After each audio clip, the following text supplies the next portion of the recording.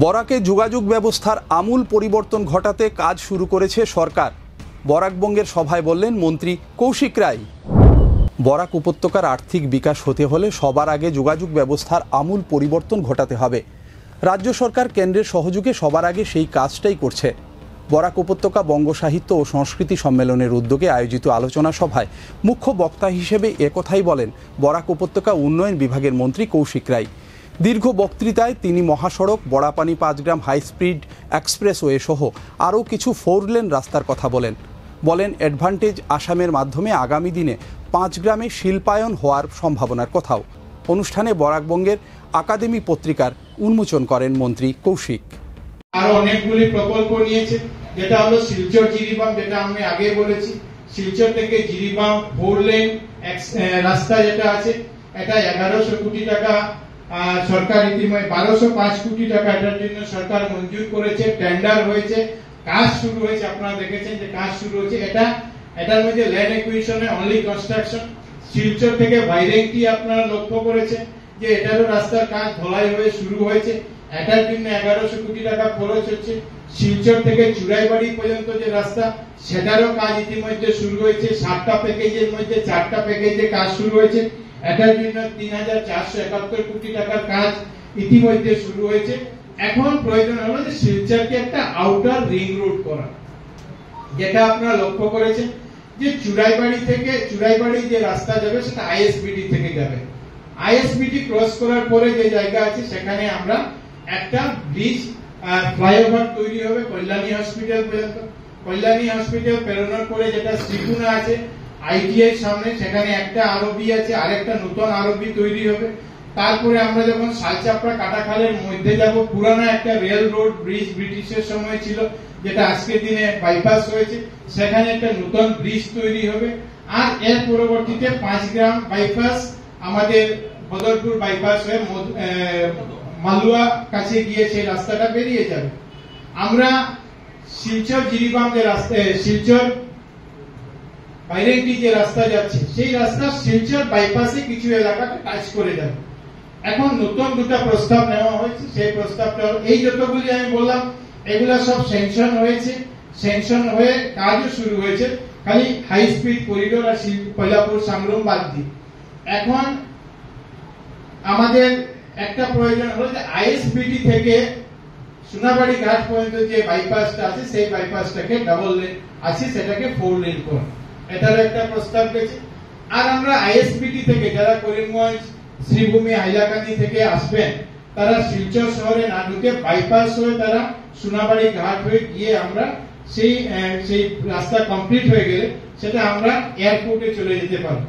কিন্তু আরো শর্ট করার জন্য একটা নতুন পরিকল্পনা, যেটা গতকালকে মুখ্যমন্ত্রী মহাশয়ের সঙ্গে আলাপ আলোচনা হয়েছে, যে আমরা ইস্ট ওয়েস্ট করিডোর থেকে একটা রাস্তাকে আমরা নিয়ে এরকম 4 লেন রোড নিয়ে রামনগর বা শ্রীগুনা দিকে যদি আমরা করে দিতে পারি, তো এয়ারপোর্ট যাওয়া শ্রীভূমি, হাইলাকান্দি বা অন্য মানুষের বাইরে তারা আমরা এদিকে চলে যেতে পারো। শিলচর বা সোনাবাড়ি ঘাটে ঘোরার হওয়ার প্রয়োজন। তো আসাম গভর্নমেন্টের তরফ থেকেও সার্ভে হয়েছে, কেন্দ্র সরকারের তরফ থেকেও সেটা সার্ভের জন্য তারা চেয়েছে, এনএইচডিসিও সেটা করতে চায়। আমরা আগে দেখেছি যে শিলচর সদরঘাটে একটা ব্রিজ ছিল, এখন 2টা ব্রিজ হয়েছে।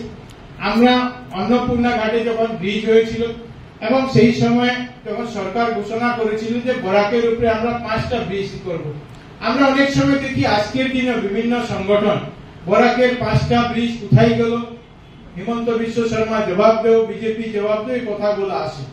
আজকের দিনে আপনাদের মাধ্যমে আমি বলতে পাই যে অন্নপূর্ণা ঘাটের বরাকের উপর নতুন ব্রিজ আমাদের সরকার আশা করেছে। আপনারা জানেন যে এখানে গুয়াহাটিতে 25 এবং 26 তারিখে ইনভেস্টমেন্ট অ্যাডভান্টেজ আসাম 2.0 হয়েছে। 5 লক্ষ কোটি টাকার অধিক এমওইউ আসাম সরকারের কাছে সেখানে সিগনেচার হয়েছে। বিভিন্ন কোম্পানি এসেছে। আমি অনেক কোম্পানির যারা সিও থেকে শুরু করে যারা ছিলেন, তাদের সঙ্গে দুদিনে অনেক সময় কাটানোর সুযোগ হয়েছিল, আলাপ আলোচনার সুযোগ হয়েছে। আমরা আলাপ আলোচনা করেছিলাম এবং আমাদের একটা তাগিদ ছিল যে কোন ইন্ডাস্ট্রি বরাক ভ্যালিতে যাবে। একটা কথা সবার ছিল যে আমাদেরকে এমন জমি চাই যেখানে একটা মানে অল ওয়েদার কানেক্টিভিটি লাগে। অল ওয়েদার কানেক্টিভিটি মানে 24 মান্থস আমাদের রেলওয়ে, রোড, এয়ারওয়েজের যাতে কানেক্টিভিটি আমাদের থাকে, এরকম একটা কথা ওনাদের ছিল। এবং সরকার সবাইকে বলেছে যে আমরা আসামে আপনাদের সুবিধা মতো আমরা জমি দেব, যেখানে আপনারা করবেন। এখানে এসেছে কথা আমাদের প্রদীপদা বলেছেন যে অনেকগুলি সমস্যা থাকে, কিন্তু সরকার, মুখ্যমন্ত্রী মহাশয় ক্যাবিনেট ডিসিশন করেছে যে যারা ইন্ডাস্ট্রি উদ্যোগ লাগাতে চায়, এখানে ইনভেস্ট করতে চায়, আমরা সিঙ্গল উইন্ডো ক্লিয়ারেন্সের মাধ্যমে তাদেরকে আমরা সহায়তা করব, যাতে তারা এখানে বিভিন্ন অফিসে গিয়ে ঝামেলা সৃষ্টি না হয়, আমরা করতে পারি। এর মধ্যে আমরা দেখেছি যে এইচপিসি অনেক আগে বন্ধ হয়েছে, কারণ আজকে আলোচনা করার বিষয় নয়, কারণ বিবেচনা করতে হলে আমাদের প্রায় 98, 96, 97 এই সময় থেকে সেটা আলোচনা করতে হবে, সেটা করে সময় নষ্ট করা আমি মনে করি। কিন্তু আজকের দিনে সরকার এখানেও কিছু কিছু কোম্পানি যাতে আসতে পারে সেটা চিন্তা চর্চা হয়েছে।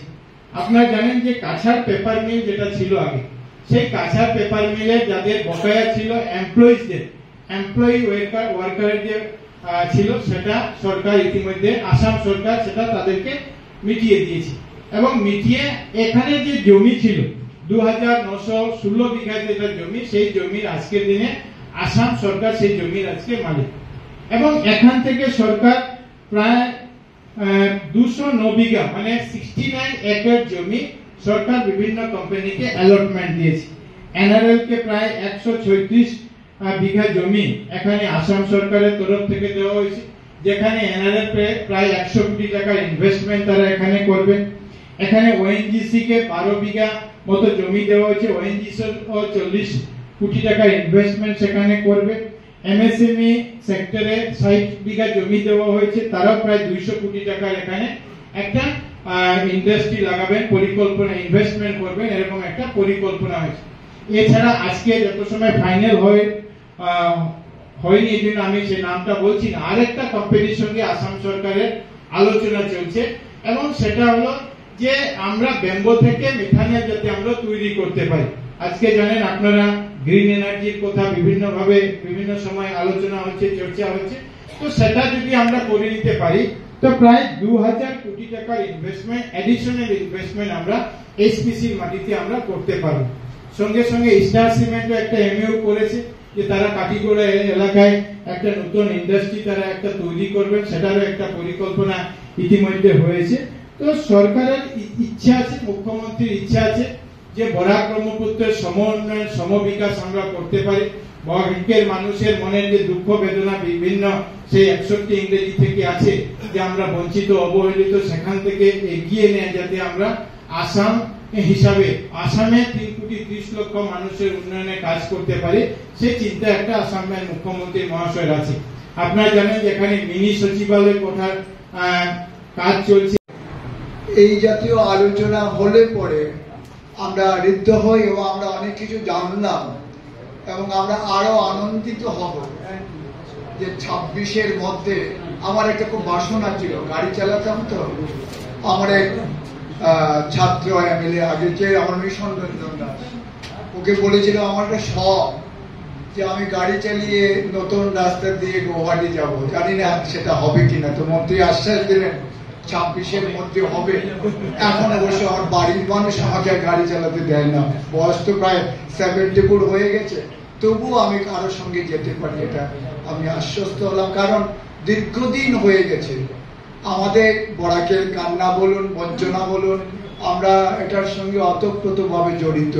আর আমাদের সংগঠনের কথাটা নিশ্চয়ই মন্ত্রী মহাশয় জানেন আমার শ্রীমান গৌতমের মাধ্যমে, আমরাও যে কি ব্যাপারে বঞ্চিত। আমরা একটা কথা বিশ্বাস করি যে আমাদের ভাষাকে যদি আমরা ভালোবাসি, অন্য সব ভাষাকে আমরা ভালোবাসবো। আমার সংস্কৃতিকে যদি আমি ভালোবাসি, অন্যদের সংস্কৃতিকে আমরা ভালোবাসবো। কারো সঙ্গে আমরা কোনো ভাষাকে লুপ্ত করে আমাদের সংস্কৃতি আমরা বাঁচাতে চাই না। সেই উদ্দেশ্য নিয়ে 2005 সালে আমাদের এই সংগঠন, এখানে যত রকমের ভাষাভাষী ছিল সবাইকে নিয়ে আমরা একটা সম্মেলন করেছিলাম। আমরা এখানকার বাংলা ভাষাভাষীর লোক বেশি, আমাদের কর্তব্য হলো অন্য যারা ভাষাভাষী অল্প সংখ্যক আছেন তাদেরকে কিন্তু বাঁচিয়ে রাখতে হবে।